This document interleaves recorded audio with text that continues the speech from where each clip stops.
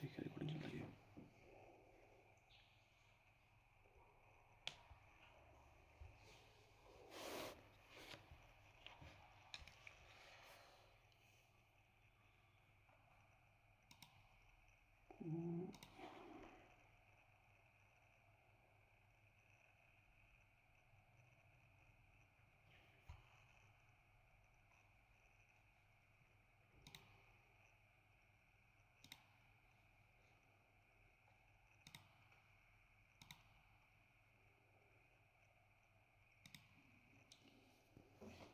ठीक है, please confirm me once, सब ऑडियो ऑडियो ठीक है, एक बार कंफर्म कर दो।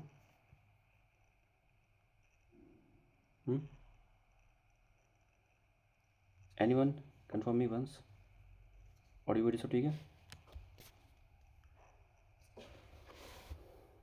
ओके तासो, थैंक यू।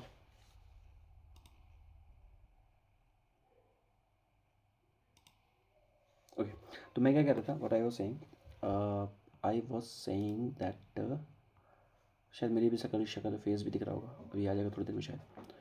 ठीक है, so what I was saying that overall अगर आपको असम के नेशनल पार्क याद करने तो कैसे याद करेंगे आप? आर मॉन्ग से याद करेंगे। आर का मतलब क्या हो गया? रायमोना, एम मानस, ओ ओरांग, नामेरी और काजीरंगा। ठीक है, ओके ओके। मेरा फेस विजिबल हुआ क्या नहीं हुआ पता नहीं, मुझे खुद पता नहीं। फेस विजिबल है, दिख रहा है? हाँ दिख रहा है, अब दिख रहा होगा, अभी दिख रहा होगा आपको मेरा फेस। ठीक है, अभी दिख रहा होगा, मैं बाल सही कर लूँ अपने। ठीक है, सो ये थे, याद है ये, these were all the national park of the Assam. तो आसाम के नेशनल पार्क आर मॉन्ग से याद रखेंगे। तो इस तरह से आर मॉन्ग से आपको सीक्वेंस भी याद हो जाएगा। ठीक है, सीक्वेंस भी याद हो जाएगा और प्रॉपर आपको नेशनल पार्क भी याद हो जाएंगे। ठीक है, तो ये हो गया हमारी नेशनल पार्क। अब यहाँ इसको देख लेते हैं आर मॉन्ग से, पहले आप देख लेते हैं आर मतलब रायमोना। सो देखो ये हमारा हो गया रायमोना, सबसे ईस्ट, सबसे वेस्ट में। सो रायमोना, ठीक है ना, वहाँ पे बोडोलैंड आपका एरिया पड़ेगा। सो रायमोना नेशनल पार्क। ठीक, रायमोना, फिर उसके बाद आर मोंग, एम, एम मतलब मानस। तो मैंने कहा था ये मानस रिवर आ रही है तो यहाँ पर मानस नेशनल पार्क होना चाहिए। तो ये रहा मानस नेशनल पार्क, ये है मानस नेशनल पार्क। ठीक है ना, तो आर मोंग एम ओ, ओरांग देखो, तो ये ओरांग हो गया 3 नंबर। ठीक है, ये 1 नंबर हो गया 1। ठीक है, ये 2 हो गया, और ये हो गया हमारा 3 नंबर, ना, M O N, N for मतलब नामेरी। ठीक है, तो नामेरी कहाँ पड़ेगा आपका? नामेरी कहाँ गया? ये नामेरी ऊपर पड़ गया। ठीक है, तो ये हो गया आपका 4 नंबर। फिर उसके एम ओ एन के, के मतलब काजीरंगा। तो काजीरंगा तो हमारा ऑब्वियसली ये है काजीरंगा, सॉरी ये है काजीरंगा। ठीक है, यहाँ पे एक मिनट, एक second, Kaziranga, this Kaziranga national park, ये है काजीरंगा नेशनल पार्क। ठीक है, और काजीरंगा की स्पेशलिटी क्या है कि काजीरंगा जो है basically it is to the south of the Brahmaputra. तो ब्रह्मपुत्रा की काजीरंगा जो है वो साउथ में है। ठीक है, so Kaziranga is in the south of the Brahmaputra. ठीक है, ब्रह्मपुत्रा के वो साउथ में है। ठीक है, ओके ओके। ठीक है, ये हो गया हमारा। अब हम कुछ इंपॉर्टेंट चीज़ देख लेते हैं अगर कुछ है तो। ठीक है, तो उपा की गुवाहाटी के बारे में बताई दी मैंने आपको। और क्या है यहाँ पे? ठीक है, बस इतनी चीज़ें यहाँ पे। ठीक है, और असम इज़ दी, अच्छा असम जो है जितने भी नॉर्थ ईस्ट स्टेट्स हैं, ठीक है, वो सारे कहाँ से निकले? असम निकले, असम से ही निकले। पर सबसे बड़ा नॉर्थ ईस्ट का स्टेट कौन सा है? कौन सा सबसे बड़ा नॉर्थ ईस्ट का स्टेट है ना?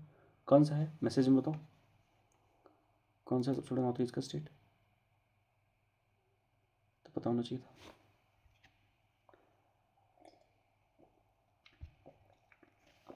मैसेज में लिख के बताओ, ये ऐसे बता दो कॉल पे, मतलब सर आप भी डिजिटल बोर्ड यूज़ करने,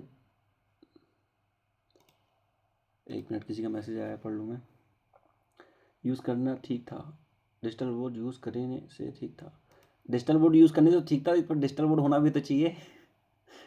वो तो मुझे पता है डिजिटल बोर्ड यूज़ करने से ठीक था, but I don't have that facility right now. मतलब अभी जहाँ पर हूँ वहाँ पे नहीं है। ठीक है, होगा तो definitely I will take the class from there. पर ये भी तो अच्छा है ना, ये वाला भी तो अच्छा है, इसमें तो बात भी कर सकते हैं, डिजिटल बोर्ड में तो बात नहीं कर सकते।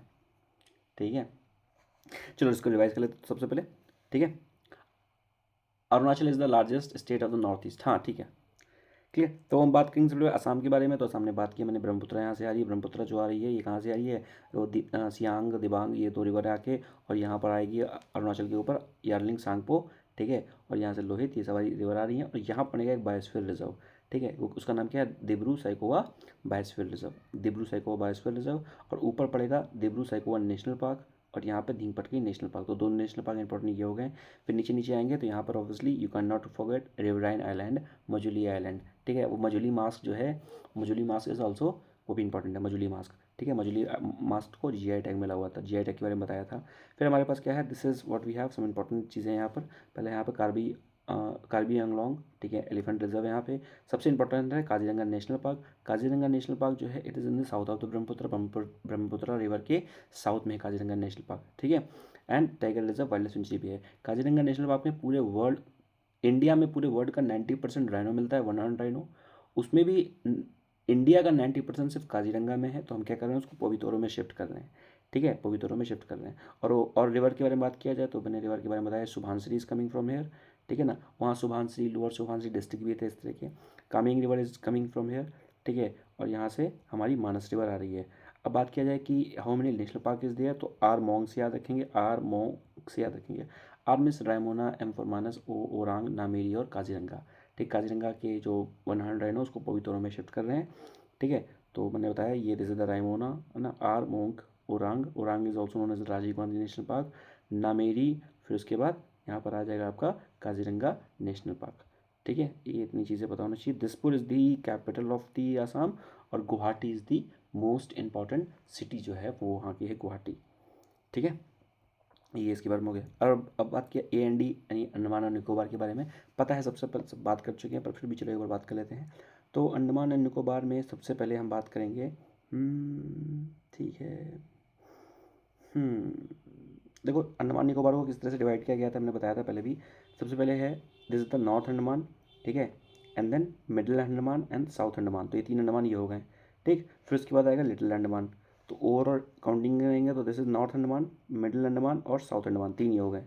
फिर साउथ के बाद अभी भी अंडमान चलेगा,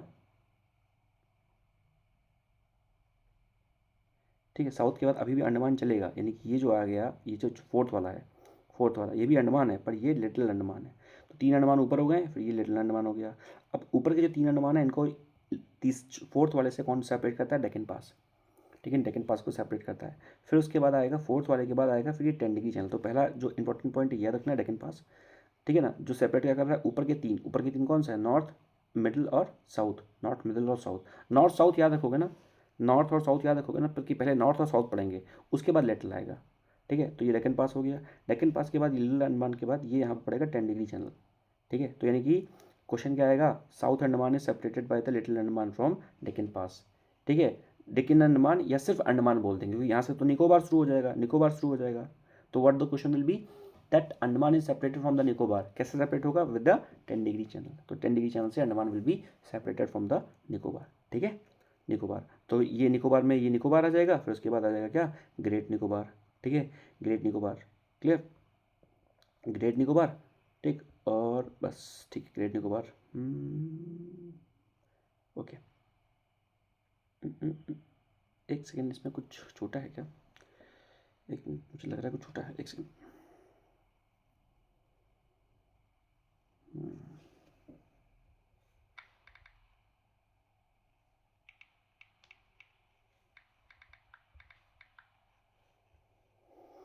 अंडमान निकोबार पैकेज पैकेज दिखा रहा हूँ मुझे, जैसे मैं घूमने जाने वाला हूँ।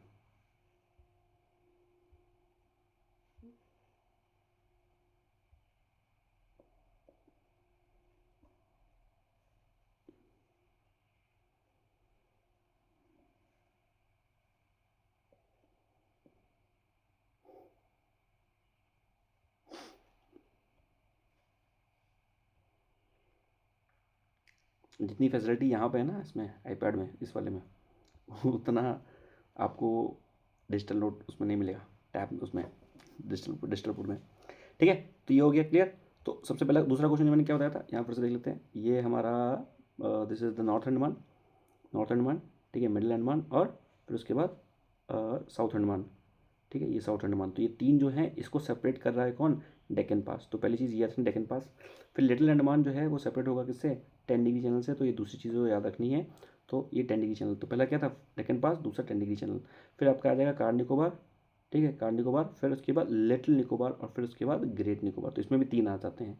पहला है कार निकोबार, दूसरा लिटिल निकोबार और फिर ग्रेट निकोबार। ग्रेट निकोबार में ही गैलाथिया बे एक नेशनल पार्क है यहाँ पे, ये है कैम्बल बे, ठीक है। और यहाँ पे ये पड़ जाएगा आपका इंदिरा पॉइंट। इंदिरा पॉइंट ये हमारा मेरी टाइम बाउंड्री का सदर्न मोस्ट पॉइंट है, ठीक है। इंदिरा पॉइंट मेरी टाइम बाउंड्री का सदर्न मोस्ट पॉइंट है, ठीक है। तो ये हो गया, थोड़ा सा और कुछ देख लेते चीज़ें यहाँ पे। तो ये है एक डिज़र्ट आइलैंड और वोल्केनो, उसको बोलते हैं नारकोंडम आइलैंड। नारकोंडम आइलैंड जो है it is the extent island of the India, यानी कि एक्सटेंट वोल्केनो है, ठीक है ना, एक्सटेंट वोल्केनो ऑफ इंडिया है। तो फिर हमारा जो एक्टिव वोल्केनो कौन सा है, बैरन आइलैंड। बैरन आइलैंड जो है it is the active volcano of India. Narcondam जो है वो, नारकोंडम क्या है, एक्सटेंट है, यानी कि अब काम नहीं कर रहा। और यहाँ पे एक कोको आइलैंड भी है, म्यांमार, ठीक है, और पार्ट है उसका, ठीक है। उसके बाद यहाँ बात करते हैं सैडल पीक। सैडल पीक क्या है, saddle peak it is the highest peak of the Andaman Nicobar. तो पूछेगा highest peak of the Andaman Nicobar वो कहाँ पे है, तो नॉर्थ अंडमान में। कहाँ पे, नॉर्थ, भाई ये नॉर्थ अंडमान है ना, नॉर्थ अंडमान में हो गया। यहाँ पर आपको सॉल्ट वाटर क्रोकोडाइल मिल जाएगा, ठीक है ना, और लेदरबैक टर्टल मिल जाएगा। सॉल्ट वाटर क्रोकोडाइल का आईयूसीएन स्टेटस क्या है, लीस्ट कंसर्न है मेरे ख्याल से आईयूसीएन स्टेटस, ठीक है, लीस्ट कंसर्न है इसका। मगर का क्या है, मगर का, मगरमच्छ का क्रिटिकली इंडेंजर्ड है, ठीक है, हाँ ऐसा ही है, ठीक है। फिर उसके बाद यहाँ पर आ जाएगा जब आपका मिडिल अंडमान में, ठीक है, मिडिल अंडमान के बगल में आप देखोगे नॉर्थ बटन, नॉर्थ मिडिल, ये थोड़ा सा कुछ है, ये ध्यान रखना थोड़ा सा, रानी झांसी मराइन, ठीक है, ये नेशनल पार्क भी है, ठीक। और उसके बाद कुछ आइलैंड्स थे, उनके नाम को चेंज किया गया था, काफ़ी टाइम हो गया बट फिर भी इंपॉर्टेंट है। Havelock island is the Swaraj द्वीप, इसका नाम चेंज कर दिया गया है। नील आइलैंड को बोल दिया शहीद द्वीप, और रॉस आइलैंड जो है उसका नाम हमने बोल दिया सुभाष। और उसके बाद चंद्र बोस द्वीप आइलैंड, ठीक है ना, सुभाष चंद्र बोस द्वीप आइलैंड। तो रॉस जो आइलैंड है उसका नाम क्या कर दिया, सुभाष चंद्र बोस द्वीप आइलैंड। नील का है शहीद द्वीप और हैवलॉक का है स्वराज द्वीप, ठीक है। Port Blair it is the capital of the Andaman Nicobar. तो कैपिटल कहाँ पे है इसकी, अंडमान निकोबार की, तो ये साउथ अंडमान में है, साउथ अंडमान में है, ठीक है ना। और अभी जो पोर्ट ब्लेयर का एक नाम चेंज किया गया है, वो बता सकता है कि new name of the port Blair, बताओ कोई, पोर्ट ब्लेयर का नया नाम क्या किया गया है, श्री विजयपुरम किया गया है क्या, क्यों, पोर्ट ब्लेयर का नेम चेंज किया है अभी, श्री विजयपुरम ही किया गया है, ठीक है। हाँ, श्री विजयपुरम जो है पोर्ट ब्लेयर का जो नाम है वो चेंज कर दिया गया है, अभी रिसेंटली चेंज किया गया था पोर्ट ब्लेयर का नाम, ठीक है। तो अब इसका नाम क्या होगा, श्री विजयपुरम, इसमें शायद नहीं लिखा होगा, ठीक है, अच्छा लिखा तो है, नीचे लिखा है तो मैं देखा ही नहीं इसमें, श्री विजयपुरम। तो श्री विजयपुरम जो है इसका नाम चेंज कर दिया गया पोर्ट ब्लेयर का, ठीक है। पोर्ट ब्लेयर का इस नाम चेंज, डेक्कन पास, ये ध्यान रखना थोड़ा सा कि अंडमान और अंडमान मीन्स साउथ अंडमान, और लिटिल अंडमान को कौन चेंज करता है, कौन डिफ्रेंशिएट करता है, दक्कन पास। और उसके बाद 10 डिग्री चैनल जो है वो लिटिल अंडमान और निकोबार को सेपरेट कर रहा है, ठीक है, ये इतना याद रखिएगा यहाँ से। और बाकी ये कैम्बल बे नेशनल पार्क है, गलाथिया बे नेशनल पार्क है, ठीक है। और बाकी यहाँ पर मैंने बता दिया कि जो साउथ निकोबार है, ठीक है, वहाँ पर आपको इंदिरा पॉइंट मिलेगा, southern most point of India, ठीक है, क्लियर हो गई बात। और ये थोड़ा सा ध्यान रखिएगा, क्या याद रखोगे, ये वो ये लक्षद्वीप आइलैंड है थोड़ा सा, ठीक है। एक यहाँ पे है आपका पिटी आइलैंड बर्ड सेंचुरी, ठीक है। और उसके बाद एंड्रॉयड एंड्रॉट आइलैंड, ठीक है ना, it is the nearest to the Kochi port, it is largest island of the Lakshadweep. तो एंड्रॉयड आइलैंड जो है it is the largest island of the Lakshadweep, ठीक है। और एक चीज़ ये याद रखना है कि अभी ऊपर क्या है, ये लक्षद्वीप, तो ये लक्षद्वीप हो गया। और ये क्या आ गया, लक्षद्वीप के बाद ये आ गया आपका मिनिकॉय। तो Lakshadweep is separated by the Minicoy, take separate the Minicoy main island from the Lakshadweep. तो मिनिकॉय को लक्षद्वीप से कौन सेपरेट करता है, 9 degree channel. So 9 degree channel separates the Minicoy with the Lakshadweep from the Lakshadweep. तो मिनिकॉय को लक्षद्वीप से सेपरेट करता है 9 डिग्री चैनल, और Minicoy is separated from the Maldives from the 8 degree channel. तो मालदीव से है 8 डिग्री चैनल, बट लक्षद्वीप से है 9 डिग्री चैनल। अच्छा याद ऐसे भी कर सकते हो, लक्षद्वीप कैसे बनाओगे, एल, एल बनता है, एल का उल्टा करोगे तो क्या बनेगा, कुछ ऐसा बनेगा मतलब ये तो 7 हो गया, बट थोड़ा सा ऐसे कर दो 9। तो 9 डिग्री चैनल आप जो है वो कहाँ बनेगा, basically 9 degree channel separates the Lakshadweep and the Minicoy, बस इतना याद रखना है। 9 degree channel separate the Lakshadweep and the Minicoy, and 8 degree channel separates the Maldives and Minicoy, ठीक है, बस इतना क्लियर होगी। कोई डाउट हो पूछ लो, फिर आगे बढ़ते हैं। किसी को डाउट है कोई, पूछिए। और इसको रिवाइज करनी है और आपने क्या करना है, इसको एक ब्लैंक पेपर पर ड्रॉ करना है, ठीक है, ब्लैंक पेपर पर ड्रॉ करना है।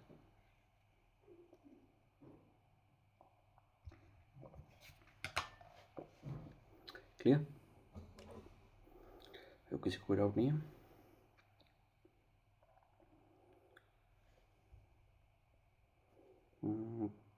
कहाँ पर पढ़ रहे थे हम लोग? So basically we were doing, क्या कर रहे थे हम? ये इंडियन वाला है क्या?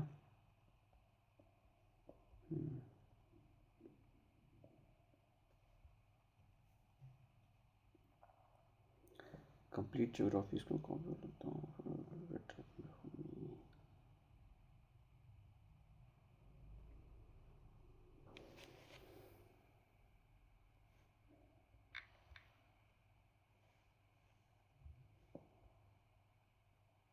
जियोमॉर्फोलॉजी हमारा चल रहा था, कुछ चीज़ें बची थी उसमें, ठीक है, उसको कवर करेंगे, देन विल मूव फॉरवर्ड।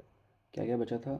क्या हो गया था हमारा, जो वो वोल्केनिक अर्थक्वेक हो गया था हमारा, ठीक है, अर्थक्वेक के आगे का कुछ कॉन्सेप्ट्स उसको हम देखेंगे।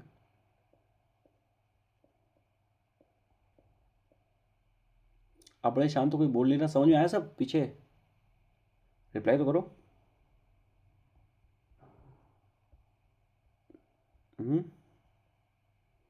मीट का मतलब क्या हुआ जब कोई बोल नहीं रहा है? वॉइस फीचर है इसमें। नीचे है, एक सेकंड।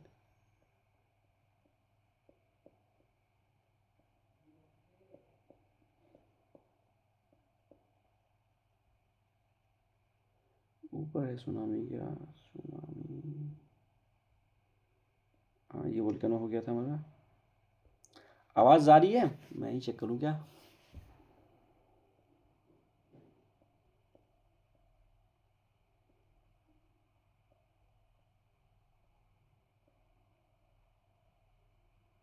ठीक है, वोल्केनिक इरप्शन वोल्केनो हो गया था। नो, ये क्या है? नुम्बी नबन, नुमसी नमन, yes.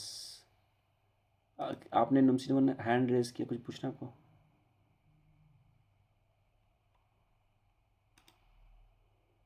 Hmm,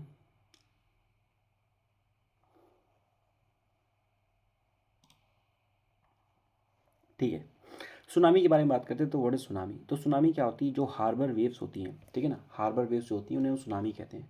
what are the harbour waves? Harbour waves का मतलब है कि if there is any activity, what kind of activity, if there is any under water activity, now the under water activity can be generated, let's say by any movement of plate, ठीक है, और by any seismic activity, तो किसी भी तरह से अगर under water कोई भी एक्टिविटी होती है तो उसको बोलते हैं हम लोग सुनामी। तो सुनामी में क्या होता है, जो पानी होता है बहुत तेज़ी से क्या होता है, अब जो मूव करने लगता है, तो it is a very dangerous situation for both who are living in the near the coastal areas and who are at that time in the water. तो जो वाटर में है उनके लिए भी ये प्रॉब्लमेटिक है और ऐसे भी प्रॉब्लमेटिक है। तो ये this causes the life of the humans and also the loss of the overall ecosystem। ठीक है, तो first of all what is tsunami? तो सुनामी इज द सुनामी क्यों क्या बोलते हैं? सुनामी सुनामी को हम लोग बोलते हैं दी हार्बर वेव्स। हार्बर वेव्स क्योंकि ये जो वेव्स हैं ये हार्बर को क्या करती हैं, बहुत ज़्यादा डिस्ट्रक्शन कॉज करती हैं, and they are very the wavelength the very long wavelength इनकी होती है बेसिकली। ठीक है, तो ये होता क्या है बेसिकली, सुनामी कैसे आती है कि अगर कोई अर्थक्वेक आ गया, अर्थक्वेक कैसे आता है आपको पता है, सजमे की वेव्स आती हैं उसमें। तो अर्थक्वेक पे क्या होता है, अर्थ मूव करता है, तो अर्थ जो मूव कर रहा है, तो earth is not there in the water, मतलब अर्थ जो है वो लैंड में तो है नहीं कि सिर्फ ये लैंड में वाटर, ये लैंड है, ये दिस इज लैंड, तो सिर्फ लैंड में ही अर्थ है नहीं। अगर आप ओशियंस के नीचे जाओगे तो ओशियनिक क्रस्ट ना, this is the oceanic crust, तो यहाँ तो पानी भरा है ओशियंस में, तो उससे नीचे क्या है, this is the oceanic crust. ठीक, तो अगर यहाँ पर कुछ मूवमेंट हो रहा है, यहाँ पर मूवमेंट हो रहा है, तो definitely there be some movement in this area also. ठीक है ना, and that movement will lead to the flow of the water, तो water will move at a very high speed. तो because of earthquake, because of volcanic activity, let this any under water volcano, और वो under water volcano जो होता है वो क्या होता है, वो एक्सप्लोजन हो जाता है, उसका इरप्शन हो जाता है, and that will lead to lot of the potential energy and will generate the tsunami. ठीक है ना. So this is the overall the definition of generation of the tsunami. Tsunami is a Japanese word, उसका मतलब होता है harbour wave. And ये भी exam में आ सकता है ना, छोटा सा क्वेश्चन बन सकता है, tsunami is the known as the harbour waves, है ना, या tsunami is known as the harbour wave, है ना, and it is a Japanese word, French word, Russian word, Indian word, Italian word, कैसा वर्ड है, तो it is a Japanese word. Tsunami is generated by the displacement of water. So if the water is displaced from one place to other place, that generates the tsunami. तो water जो होता है वो इसका impact जो होता है वो ओवरऑल हर एरिया में होता है सुनामी का. Now, what you need to understand is that now this is the overall the tsunami.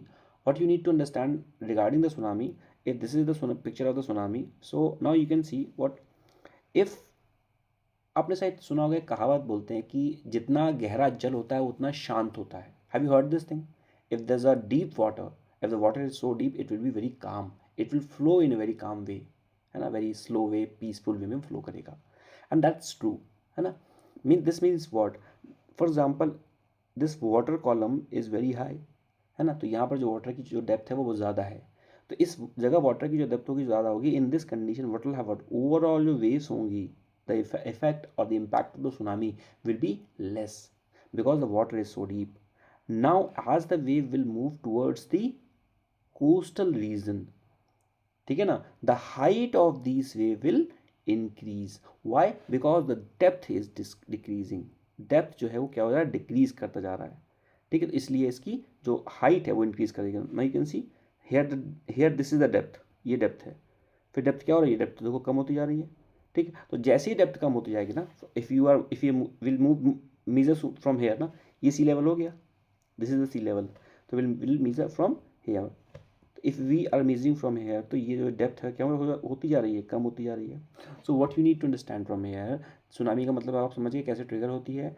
And the next thing that you need to know is that if we are moving toward the coastal area, so at that time the speed of the wave will be very much. ठीक है, कि जो speed जो होगी वो बहुत ज़्यादा speed में होगी, लार्ज होगी in compare to at the ocean. इसीलिए hence tsunami waves cause the overall जो भी आपने सेटलमेंट बनाया हुआ है, वो जो हैबिटेट बसाया हुआ है इन द कोस्टल एरिया, उसमें बहुत ज़्यादा डिस्ट्रक्शन कॉज करती है. तो बस इतनी डेफिनेशन पता होनी चाहिए सुनामी वेव्स की, कि जब वो आपका जब जब डेप्थ ऑफ द वाटर कम होगा तो वो बहुत ज़्यादा कॉज करेगा. डेप्थ ऑफ द वाटर क्या लिखा हुआ है, the speed of the ocean wave depends on the depth of the water. More shallow the water, ठीक है ना, more shallow the water than in the deep oceans. Impact of the tsunami wave more near the coast, यानी कि जो tsunami wave का जो impact होगा वो कोस्ट पे क्या होगा, कोस्ट पे ज़्यादा होगा. ठीक है, कॉजेज क्या हैं सुनामी वेव की, उन्हें बता दिया. There could be an earthquake, there could be a volcanic eruption, ठीक है ना, there could be any seismic activity. तो उसकी वजह से क्या हो सकता है, उसकी वजह से वो जो सुनामी वेव्स होती है वो जनरेट होती है. Now this is one more pictographical representation कि how the tsunami waves are generated. So for example there is a crack, है ना, इनसाइड द अर्थ. तो ये जो है, this layer have move in this direction, this has move in this direction. ठीक है ना, and because of that there is an impact and the water begins to flow from towards the each other. तो it divided into two part. तो जब यहाँ से जाएगी तो बहुत धीरे होगी, बट एज इट मूव्स और as it touches the border, ठीक है ना, कोस्टल एरिया में आएगा तो उसकी स्पीड बहुत बढ़ जाएगी. ना यू कैन सी ये यहाँ से गई, ठीक है ना, it is moving here like here. The moment it has hit the coast, है ना, इसकी जो हाइट है वो इंक्रीज हो गई और वहाँ पर क्या करेगा, it will overall cause the destruction. ठीक है ना, the tsunami could happen if there is a landslide, there is a meteorological कुछ ऐसा इवेंट हो गया उसकी वजह से. सबसे बड़ी जो सुनामी इधर पे आई थी अभी recently was the tsunami of 2004. ठीक है ना, तो वहाँ पर सुनामी आई थी, है ना, बर्मा प्लेट और ये सारी इंडियन प्लेट, है ना, तो इंडियन प्लेट अंडरवेंट था बर्मा प्लेट. तो जो बर्मा प्लेट थी उसके अंदर जो है वो इंडियन प्लेट चली गई थी. That has cause the tsunami. Clear. So overall you can see that was a very disaster situation. Gujarat के आसपास का एरिया जो था वो बहुत ज़्यादा इफेक्ट हुआ था. And there we have developed also the early warning tsunami system. ठीक है, तो ये पता होना चाहिए इंडियाज़ प्रिपेयर्डनेस. तो इंडिया ने क्या किया, इंडिया में अभी currently the deep ocean assessment and reporting system. ठीक है, तो ये चल रहा है ओवरऑल. ये इंडियन 2004 में सेटअप किया था हमने. And what we also have the ministry of earth science के अंदर we have the Indian national centre for the ocean information services INCOIS. ठीक, ये कहाँ पे है, ये है हमारा हैदराबाद में. तो ये पता होना चाहिए, Indian national centre for the ocean information services, it is there in the Hyderabad. ठीक है ना, ये कहाँ पे है, ये हैदराबाद में है. क्लियर. क्लासिफिकेशन ऑफ माउंटेन्स के बारे में बात कर चुके थे, कई सारी चीज़ें हम इसमें पढ़ चुके हैं, बाकी डेटा है आपके पास, if you want you can definitely go with it. ठीक है, सो वी हैव, क्योंकि अब देखना पड़ेगा ना आपके सिलेबस में क्या क्या, उस हिसाब से चीज़ों को की जाएगी। ठीक है, अच्छा ये भी देख लेते हैं इसको थोड़ा सा, sorry for the background noise. ठीक है, घर पे पता छोटा बच्चा है तो ठीक है। तो बेसिकली हम बात किसके बारे में कर रहे थे, we were talking about the geomorphology. तो जियोमॉर्फोलॉजी में कई सारी चीज़ें पढ़ चुके हैं, जो वोल्केनिक इरप्शंस पढ़ा हमने, जो सुनामी पढ़ा हमने, ठीक है, अर्थक्वेक पढ़ा, see these all are the part of the geomorphology only. कुछ और चीज़ें पता होनी चाहिए थे, एक होता है one thing is the endogenic process, है ना, इंडोजेनेसिस या इंडोजेनिक, ठीक है ना, इंडोजेनिक प्रोसेस, ठीक। और दूसरा होता है एक्सोजेनिक प्रोसेस। एक्सोजेनिक प्रोसेस जो होती है, जो बाहर प्रोसेस हो रही है, उसको बोलते हैं एक्सोजेनिक प्रोसेस। कुछ चीज़ें पता होनी चाहिए कि हमें पता नहीं होनी चाहिए, हमें पता ये होना चाहिए कि what are the forces that are behind the exogenic processes. तो फॉर एग्जांपल यू शुड, मतलब एक फेयर थोड़ी बहुत अंडरस्टैंडिंग होनी चाहिए that what is the denudation, what is the meaning of the weathering, ठीक है ना, and then overall mass movement क्या होता है, ये थोड़ा सा पता होना चाहिए, है ना, सिग्निफिकेंस ऑफ वेदरिंग क्या क्या होगा, ये सारी चीज़ें समझ, थोड़ी सी बात करेंगे। सो एक्सोजेनिक फोर्सेस का मतलब क्या होता है कि जो फोर्सेस अर्थ के बाहर लग रहे हैं उसे हम क्या बोल रहे हैं, उसे हम एक्सोजेनिक फोर्सेस कर रहे हैं। The most important exogenic force is the wind and the water, and if there is a, let's say there is a hill, एक माउंटेन है, तो उस माउंटेन को इम्पैक्ट सबसे ज़्यादा कौन कर रहा है, ठीक है, the maximum impact it is having are because of the natural factors. So these are the natural factors, natural agent, winds and the waters, they both are the natural factors, natural agents, ठीक है ना। And overall क्या होता है कि the impact of them, है ना, increases, है ना, over the period of time, है ना, and this leads to the phenomena of the weathering and erosion. तो वेदरिंग और इरोजन के दो फिनोमिना जो हैं वो आपको देखने को यहाँ पर मिलेंगे, ठीक है। And because of the weathering and erosion, so if this a hill और उसके ऊपर बार बार पानी पड़ रहा है, बार बार, for example if this a rainy season, तो रेन में क्या हो रहा है कि रात को पानी पड़ रहा है उसके ऊपर, तो आपकी जो पूरी रॉक है वो पूरी भीग गई है, और उसके बाद दिन में क्या हो रहा है, there is a scorching sunlight heat, ठीक है। And this is not happening just in a few days और मंथ और in year, this is happening over the period of long time, है ना, 50 ईयर्स, 100 ईयर, 200 ईयर्स, 300 ईयर्स के बाद ये सारी चीज़ें होंगी, ठीक है ना। एंड ओवरऑल विंड कहाँ से आ रही है, जो टेम्परेचर कहाँ से आ रहा है, सन की हीट से टेम्परेचर आ रहा है, विंड आ रही है, प्रेसिपिटेशन आ रहा है। So these all are the natural factors, इसकी वजह से किसी एक एरिया की जो टोपोग्राफी होती है वो चेंज होती है, ठीक है ना। Wind is there, erosion is there, ये सारी चीज़ें हो गई। और बार बार विंड और बार बार erosion, dear is possible whiteboard में पढ़ा दो, क्या लिखा है, इफ़ पॉसिबल वाइट बोर्ड में, वेयर वाइट बोर्ड का इस्तेमाल, एक मिनट मैसेज पूरा पढ़ लूँ मैं।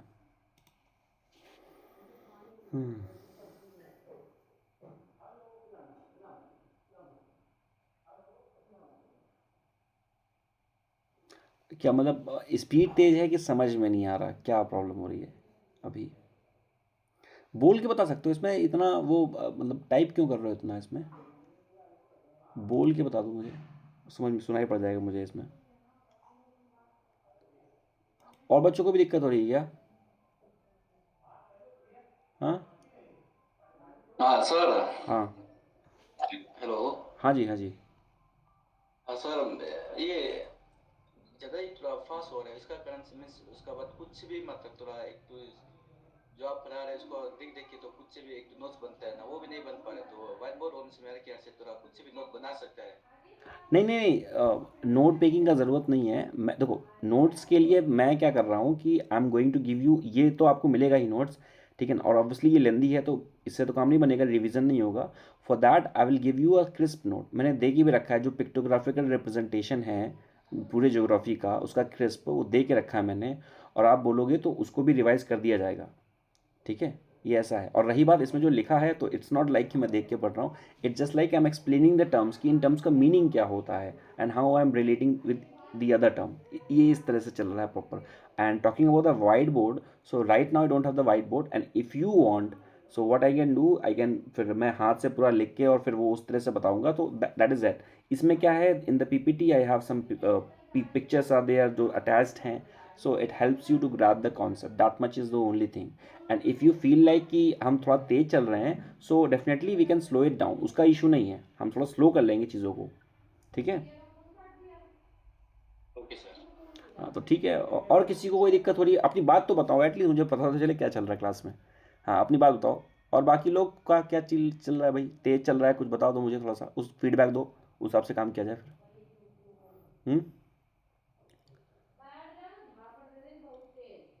तासो अंका बताओ, आप बताओ, बाकी बच्चे बता दीजिए थोड़ा थोड़ा कुछ अपने अपने हिसाब से।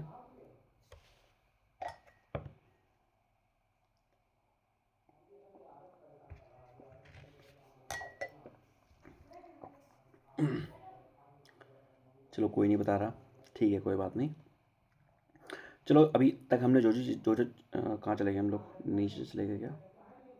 अभी तक हमने जो जो चीज़ें पढ़ी हैं हम एक काम करते हैं, थोड़ा सा उसका रिवीजन कर लेते हैं, ठीक है ना। जैसे मैंने ये क्या पढ़ाया है अभी, इसको थोड़ा समझते हैं कि क्या पढ़ा है मैंने ये। देखो अभी तक हमने फर्स्ट ऑफ ऑल हम क्या बात कर रहे थे, जियोमॉर्फोलॉजी के बारे में बात किया। जियोमॉर्फोलॉजी का मतलब क्या होता है कि overall how the earth has form over the period of time, कि अर्थ कैसे बना है, उसके स्ट्रक्चर्स कैसे बने, these things we have talked. And overall earth के बनने में, ठीक है ना, उसके स्ट्रक्चर्स के बनने में क्या होता है कि ओवरऑल रिवीजन करा दीजिए, हो जाएगा फिर, ठीक है ओके। ओके ओके चलो चल रिवीजन करा देते हैं, आज की क्लास जो 15 मिनट बची, 15 मिनट रिवीजन करा लेते हैं, ठीक है। ओके तो देखो हमारा जो सिलेबस क्या है उसको देख लेते हैं, थोड़ा सा क्या क्या चीज़ें हम पढ़ चुके हैं और थोड़ा सा उसको हाईलाइट कर लेते हैं, ठीक है। तो अगर बात की जाए सिलेबस के बारे में, सो ओवरऑल हमारा सिलेबस क्या क्या था। पहले हमने पढ़नी फिजिकल ज्योग्राफी। तो जो मैंने क्लास को स्टार्ट किया था, मैं कोशिश ये करता हूँ फिजिकल ज्योग्राफी से स्टार्ट किया जाए, बट मीनवाइल कुछ बच्चों को दिक्कत हो रही थी, तो that's why I have switch to the Indian geography, ठीक। So in the physical geography हमने क्या क्या पढ़ा, हमने पढ़ा था सोलार सिस्टम के बारे में और यूनिवर्स के बारे में। So there what we have studied overall, what is the structure of earth, formation of earth कैसे होता है वो बात किया हमने। Then we have talked about overall equators, so we have talked about latitudes क्या होती हैं, this is the latitudes, we have talked about the longitudes, we have talked about the tropic of cancer, we have talked about the tropical region क्या होता है, सब tropical क्या है, temperate क्या है, ये सारी चीज़ों के बारे में बात किया। सो यहाँ पर है ना, overall we have talked about that how many planets are there, earth कौन सा प्लैनेट आता है, उसको याद कैसे करना है ना। प्लैनेट्स की प्रॉपर्टीज़ के बारे में पढ़ा हमने, ठीक है ना। Mercury which is the hottest planet ना, which planet has the maximum mean, ये सारी चीज़ों के बारे में हम बात किया। Next what we have done, we have started the geomorphology. What we have done in the geomorphology, in the geomorphology we have studied about, overall हम स्टडी क्या करते हैं overall in the geomorphology. Geomorphology मतलब कि अर्थ बना कैसे है। So obviously अर्थ का जो बना है कैसे बना है, तो उसके बनने में जैसे मैंने बात किया कुछ फैक्टर्स होंगे, ठीक है। फैक्टर्स फॉर एग्जांपल जैसे just like I have talked about some natural factors like wind is there, temperature is there, so these two are the prominent natural factors जिसकी वजह से अर्थ बना है, ठीक। और यहाँ पर बनने में क्या जो बनी है, वहाँ पर रॉक्स बनी है, तो हमने बात किया था कि 3 तरह की रॉक्स होती हैं, ठीक है ना, सेडिमेंट्री रॉक, मेटामॉर्फिक रॉक और सेडिमेंट्री रॉक, ठीक। और उसके बाद आपकी मेटामॉर्फिक रॉक, और उसके बाद क्या हो जाएगी आपकी हम्म, हम्म, तीसरी कौन सी थी, प्लूटोनिक नहीं नहीं, अ, एक मिनट, सेडिमेंट्री, मेटामॉर्फिक और इग्नियस, सॉरी, ठीक है, इग्नियस। तो ये 3 तरह की रॉक्स हो गई, ठीक।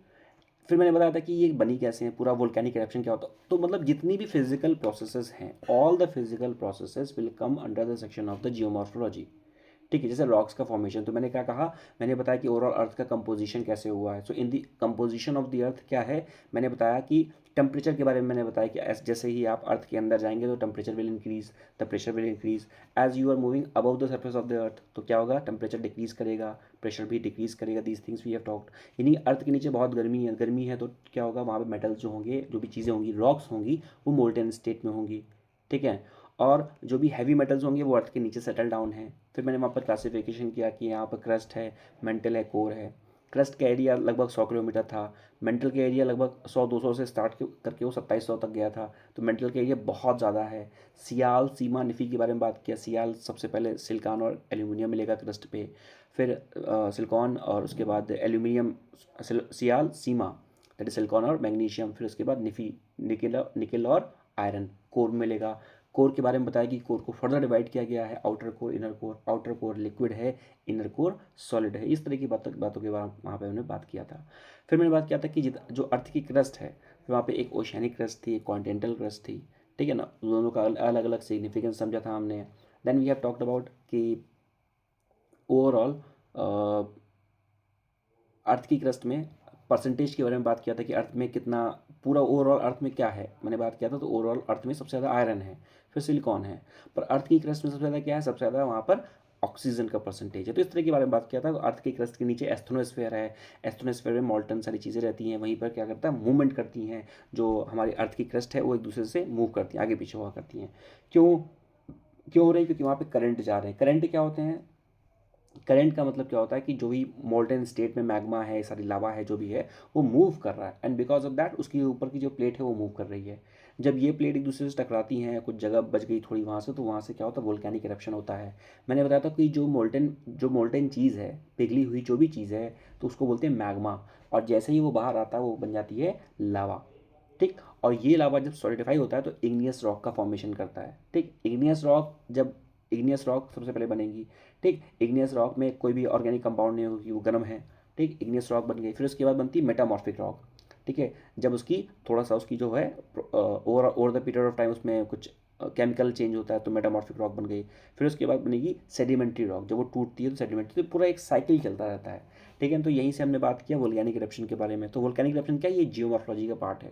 फिर हमने बात किया अर्थक्वेक, यही जब प्लेट्स मूव कर रही हैं तो अर्थक्वेक कैसे आता है, that we have talked about. लेकिन अर्थक्वेक कैसे आ रहा है कि जब when the plates are moving, so there we have talked about overall the seismic activity. जो अर्थक्वेक में जो एक्टिविटी जनरेट होती है उसको हम बोलते हैं सेस्मिक। मैं थोड़ा तेज चल रहा हूँ क्योंकि रिवीजन हो रहा है थोड़ा सा, पता है मुझे तेज चल रहा हूँ मैं। सेस्मिक एक्टिविटी होती है, ठीक है ना। तो वो जो सेस्मिक एक्टिविटी है, वहाँ पर बात किया मैंने एपी सेंटर के बारे में। अगर यहाँ से कोई चीज़ जनरेट हुई है, ठीक है ना, इफ दिस इज कोई चीज़ जनरेट हुई है, तो अगर यहाँ से अर्थक्वेक वेव निकली है, सेस्मिक वेव निकली, तो सबसे ऊपर का जो पॉइंट होगा जहाँ सबसे ज़्यादा डैमेज होगा, तो वहाँ पे उसको बोलते हैं क्या, उसको बोलते हैं एपी सेंटर। फिर बात किया प्राइमरी वेव्स के बारे में। प्राइमरी वेव्स क्या हो गई, जो सबसे पहले अर्थ के पहले निकल रही है उसको हमने क्या बोल दिया, प्राइमरी वेव्स बोल दिया। ठीक है ना। और उसके बाद जो सरफेस वेव, वो सरफेस वेव कौन सी है, जो सरफेस पे जा रही हैं। सबसे ज़्यादा डिस्ट्रक्शन वो वेव कॉज करेंगी जो सरफेस पे जाएंगी। क्यों, क्योंकि मैक्सिमम हैबिटेशन कहाँ पर है, सरफेस पे ही है। ठीक है, तो ये वोल्केनिक इरप्शन के बारे में बात कर लिया हमने। सुनामी के बारे में। फिर उसके बाद वोल्केनिक इरप्शन की बात करने के बाद हम कहाँ मूव कर गए, हमने फिर इसको छोड़ दिया था, हम मूव कर गए थे इंडियन ज्योग्राफी में। इंडियन ज्योग्राफी में हमने क्या क्या पढ़ा, इंडियन ज्योग्राफी में हमने ओवरऑल जो चीज़ें छूटी थी, ओवरऑल हमने बात किया कि इंडिया का north south east west extension क्या है। ठीक है ना, कि नॉर्थ में कौन सा है जगह है। ठीक है ना, नॉर्थ में हमारा कश्मीर है, फिर कन्याकुमारी है, यहाँ पर आपका गुहार मोती है गुजरात की साइड में, वह और ईस्ट के साइड में हमारा किबीथू है। तो वो ये ओवरऑल एक्सटेंशन के बारे में बात किया। किस कंट्रीज़ के साथ इंडिया कौन कौन से बॉर्डर शेयर करती है, इंटरनेशनल बॉर्डर किसके साथ है, लॉन्गेस्ट बॉर्डर किसके साथ है, बांग्लादेश के साथ लॉन्गेस्ट बॉर्डर है हमारा, शॉर्टेस्ट बॉर्डर किसके साथ है, अफगानिस्तान के साथ है, पर वो हमारा पीओके कब्जाया हुआ है वहाँ पर, ये है। लाइंस के बारे में बात किया हमने कि पीओके कौन सी है। पाकिस्तान उसके साइड में जो लाइन है इंटरनेशनल बॉर्डर, उसको पीओके बोलते हैं। चाइना वाली जो है वो पीएके है, यानी कि दैट इज़ ही पीओके मतलब पाक ऑक्यूपाइड कश्मीर।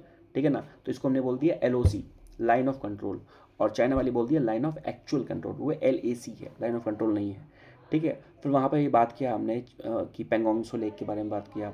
ठीक है ना, कि वो जो पेंगोंग सो लेक है वो चाइना की तरफ है, 2/3 1/3 सिर्फ इंडिया की तरफ है। ओवरऑल मैपिंग हमने क्यों किया, अच्छा अभी मैपिंग नहीं किया हमने, अभी हमने और कुछ किया, मैपिंग के बारे में बाद में आएंगे। Then what we have talked about, we have talked about overall the formation of the Indian continent. हमने बात किया कि कैसे इंडियन कॉन्टिनेंट बना।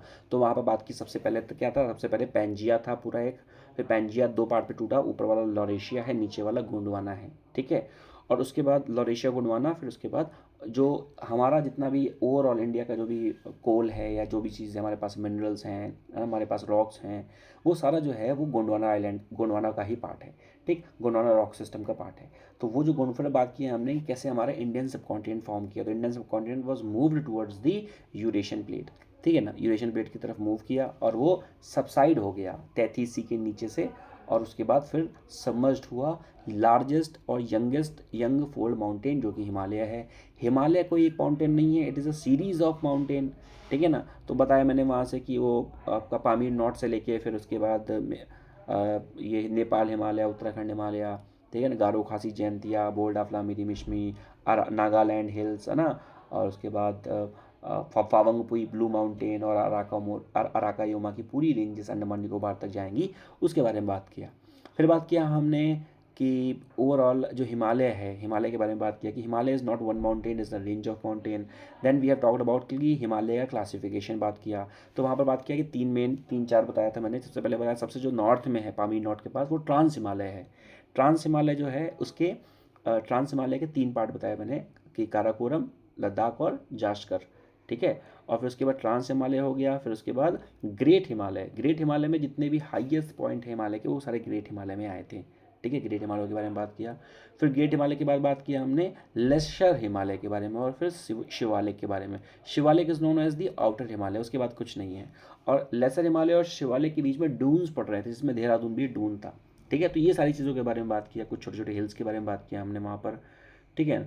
And then overall we have talked about कुछ प्लेट्यूज़ के बारे में बात किया, ठीक है ना। वहाँ पर बात किया कुछ प्लेट्यूज़ के बारे में, कुछ आइलैंड्स के बारे में बात किया हमने, ठीक है। जिसमें हमने जाफना आइलैंड के बारे में, श्रीलंका वाले में बात किया था, नॉर्थन मोस्ट आइलैंड है ना, कच्चतीवू आइलैंड जो हमने श्रीलंका को दे दिया उसके बारे में, तो ना। और न्यू मूर आइलैंड जो बे ऑफ बंगाल के पास है, वहाँ पर बात किया उसके बारे में। तो जितने भी कुछ इंपॉर्टेंट आइलैंड हैं इंडिया के आसपास, उन सब के बारे में हमने बात किया था वहाँ पे, ठीक है। And then we have done mapping. Mapping मैंने क्यों बताया, क्योंकि देखो ओवरऑल अलग अलग मैं इंडिया का ड्रेनेज सिस्टम पढ़ाता। ड्रेनेज सिस्टम मतलब कि कौन सी रिवर कहाँ से आती है, कहाँ को जाती है, गंगा का अलग समझाता, ब्रह्मपुत्रा का अलग समझाता। It will be very difficult for you to understand, और वो भी खासतौर से पेन पेपर पे, मतलब ऐसे सिर्फ इमेजिन करना, थ्योरी लिखी सामने आपके, नहीं कुछ नहीं, समझ में नहीं आएगा। So the best way to go through the map. और मैप में क्या था, मैप में हमने we have not only covered the river system यानी कि drainage system, apart from that we have cover the biodiversity, national park, wild life sanctuary, important जो cities हैं उसके आसपास, यानी स्टैटिक का बहुत सारा part we have done already there. Then and there हमने सारी चीज़ें कर लिया था, लेक्स और सारी चीज़ें जो भी थी सब वी हैव डन एवरीथिंग। तो ओवरऑल इंडियन ज्योग्राफी की काफ़ी सारी चीज़ें समझ में हमने आ गई थी, ठीक है ना। Now what we have done, कुछ बच्चे लेफ्ट कर गए, क्या हो गया, टाइम हो गया क्या, अभी तो नहीं हुआ, ठीक है। then what we have done, we have now today we have started with the geomorphology also, तो ना फिर से हमने जियोमॉर्फोलॉजी की स्टार्ट किया है। और जियोमॉर्फोलॉजी में वी हमने वोल्केनो पे छोड़ा था, तो हमने सुनामी के बारे में बात किया, सुनामी को क्या बोलते हैं, हार्बर वेव्स बोलते हैं, कैसे मूव करती हैं। So these all things we have talked about. अब धीरे धीरे आगे बढ़ेंगे, सुनामी के बाद हम बात करेंगे, यहाँ पर हम बात करेंगे इसकी, हम बात करेंगे क्लाइमेटोलॉजी के बारे में। क्लाइमेटोलॉजी यानी कि जब जियोमॉर्फोलॉजी खत्म हो जाएगा, अभी थोड़ा बहुत बचा है जियोमॉर्फोलॉजी, उसके बाद we will talk about the climatology, ठीक है ना। Why the students are lefting, अभी तो टाइम नहीं हुआ है। क्लाइमेटोलॉजी, ठीक है सर, एरिस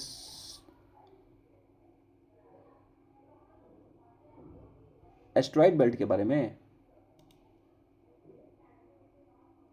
एस्ट्रॉइड बेल्ट कुछ नहीं है, जो मूविंग पार्टिकल्स है, मूविंग बॉडी है, जिनका कोई काम नहीं है, वो मूव क्या करते हैं, ठीक है, उनको उसको हम लोग बोलते हैं क्या, उसको हम लोग बोलते हैं एस्ट्रॉइड बेल्ट्स, ठीक है। क्लास में समझाया था, अभी फिर से बता दूंगा, क्लियर। पहले मुझे इस चीज़ को एड्रेस कर लेना, कुछ बच्चों को कन्फ्यूजन है कि अभी आगे कैसे क्या चलेगा, ठीक है, क्लियर। मतलब जो कुछ रॉकी पार्टिकल्स है जो मूव किया करते हैं अराउंड द प्लैनेट्स, है ना, जुपिटर और सैटर्न के बीच में जैसे हो गया, ठीक है, या आउटर स्पेस में हो गया, उसको हम लोग बोलते हैं एस्ट्रॉइड बेल्ट, क्लियर। तो क्लाइमेटोलॉजी के बारे में क्या क्या बात करेंगे यहाँ पर, we will talk about overall the formation of the cloud formation कैसे होता है, विंड कैसे मूव करती है, प्रेशर सिस्टम कैसे काम करता है, सी ब्रीज, लैंड ब्रीज क्या है, ये सारी चीज़ों के बारे में बात करेंगे। ओशनोग्राफी में बात करेंगे, will talk about the ocean currents, will talk about the El Nino और ला नीना, ठीक है। और ओवरऑल वॉकर सॉल्यूशन के बारे में बात करेंगे, डिफरेंट टाइप के जो सेल्स बनते हैं, फेरल सेल, ठीक है ना, हेडले सेल और पोलार सेल, ठीक है, उन तीनों सेल्स के बारे में बात करेंगे। बायोजियोग्राफी के बारे में कुछ अगर कॉन्सेप्ट्स है तो वहाँ पर बात करेंगे। देन फिजिकल जो ज्योग्राफी है वो इंडिया में हमने काफ़ी कर लिया, ड्रेनेज सिस्टम भी डन, क्लाइमेट्स के बारे में, फिजियोग्राफी तो ऑब्वियसली कर ली, क्लाइमेट्स के बारे में जो कुछ बचा होगा तो कर लेंगे, वैसे तो काफ़ी कुछ कर लिया था, साउथ वेस्ट मानसून के बारे में बताया था, नॉर्थ ईस्ट मानसून के बारे में बताया था, ठीक है ना। सॉइल्स के बारे में थोड़ा सा बचा है, तो वो थोड़ी सी बात कर लेंगे, बाकी तो सॉइल्स के बारे में भी काफ़ी सारी चीज़ें बात कर चुके हैं, क्योंकि मैपिंग में हमने डिटेल में बात किया है कि कहाँ कैसी सॉइल पाई जाती है, ठीक है। बाकी ये जो है it is not of your part, ठीक है, ये इकोनॉमिक ज्योग्राफी का पार्ट है, आपका सिर्फ सिलेबस का यही पार्ट है। देखिए, तो अब जो क्वेश्चन पूछ रहा था, कौन पूछ रहा था, अब अपना जो डाउट है, क्या आपका कुछ डाउट एड्रेस हुआ, जो आप क्वेश्चन पूछ रहे थे, कौन पूछ रहा था वैसे, भूल गया। एलिनो पूछ रहा था क्या, who was asking the question,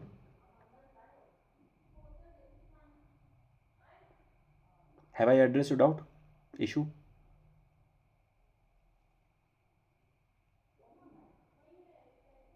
Did he left?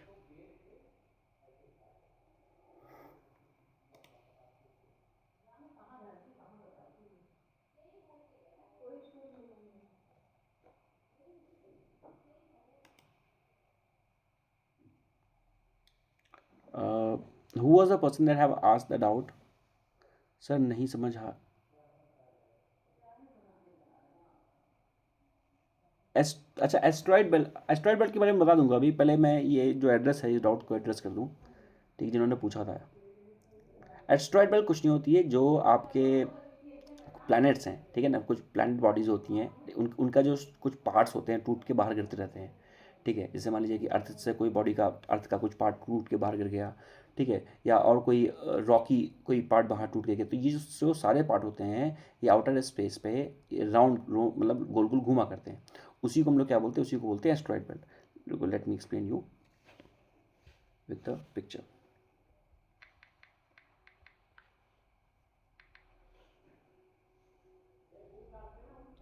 ठीक है, सो फॉर एग्जाम्पल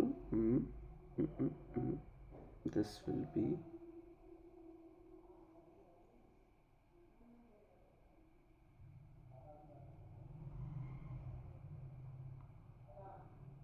ठीक है, तो देखो यहाँ पर ये फॉर एग्जांपल ये हमारी पोजीशंस हो गई सारी इसकी। तो ये है एस्ट्रॉइड बेल्ट, ठीक है, ये हमारी एस्ट्रॉइड बेल्ट। तो एस्ट्रॉइड बेल्ट क्या है, जैसे अर्थ और मतलब बाकी सारे जो प्लैनेट्स हैं, ठीक है, उनके बीच में जो बेल्ट है उसको हम लोग एस्ट्रॉइड बेल्ट बोल रहे हैं, ठीक है। इसमें ये ठीक है, ठीक है। तो मरकरी, वीनस, अर्थ, मार्स, फिर उसके बाद जुपिटर, सैटर्न, यूरेनस, नेपच्यून, से प्लैनेट्स हैं। तो इनके बीच में अर्थ के बाद देखो ये है एस्ट्रॉइड बेल्ट, यानी कि यहाँ पे क्या है, जो रॉकी पार्टिकल्स हैं, वो यहाँ पे मूव क्या करते हैं, जो बेकार हो चुके हैं, ठीक है, यानी कि उनका कोई भी ज़्यादा काम नहीं है, ठीक है, वो मूव क्या करते हैं। और सबसे लास्ट में एक होती है क्यूपर बेल्ट, ये यहाँ पर, this is the Kuiper belt, ये वाली जो होती है, this is the Kuiper belt, उसका नाम है, this is the asteroid belt, ठीक है। बस इतना ही समझना है यहाँ पर। रॉकी पार्टिकल्स होते हैं जो स्पेस में मूव क्या करते हैं freely, without any charge, without any compulsion. Okay, so I hope I have addressed your doubt, ठीक है। कल की क्लास में हम बात करेंगे किसके बारे में, tomorrow will talk about the physical weathering के बारे में बात करेंगे, कुछ फिजिकल फिनोमिनास के बारे में बात करेंगे, and then later on will move to the section of the that climatology, ठीक है। तो वहाँ पर क्लाउड्स फॉर्मेशन और क्लाउड्स के बारे में बात करेंगे, ठीक है ना। I hope you have enjoyed the session. I will meet you tomorrow on the same time at 5 o'clock. Till then, take care of yourself. And if you have any doubt, even now, regarding anything, just let me know or drop a message. I'll address your doubt. Okay? Thank you for your wonderful session. I would love to see you in the very next class of the geography. Till then, take care. Thank you. This is Mohit signing off. Jai Hind, Jai Bharat.